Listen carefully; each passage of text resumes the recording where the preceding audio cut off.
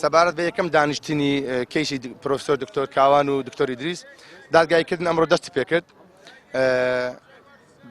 دیارە پارێزەری تۆمەتبار عریزەیەکی تەجیری پێشکەش بە دادگا کرد، داوای مۆڵەتی کرد، وتی ئیطلاعم لەسەر ڕاقکەینێ داوای مۆڵەت دەکەم، بەڵام وەکو ناوی تۆمەتبار ناوی تەسبیت کراو کە باری دەرونی تەواو بوو وەکالەی بۆ پارێزەرەکەی خۆی کرد.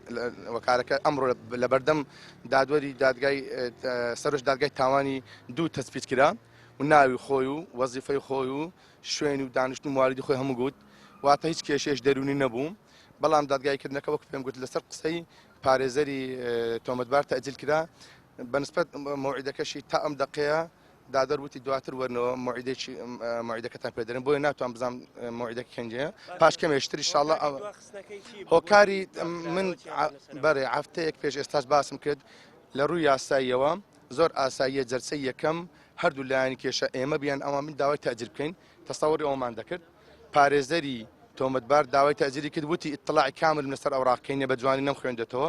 جەلسەی یەکەم لە ڕووی یاسایی هیچ کێشەیەکی نییە تەجیر بوو. هیچ نەخێت هیچ تەسیر لە کارگەری ناب لەسەر ئاساییە. ئێمە ڕۆژانە مشتان دەبینین و جار هەبە چەند جەرسەیەک تەجیر بە نەک جەرسە، ینی یەک جەرسە تەسەوور دەکەین ئەو جەرسەی بێتەوە دادگایکردنەکە قۆناغێکی باشتر بگرێت.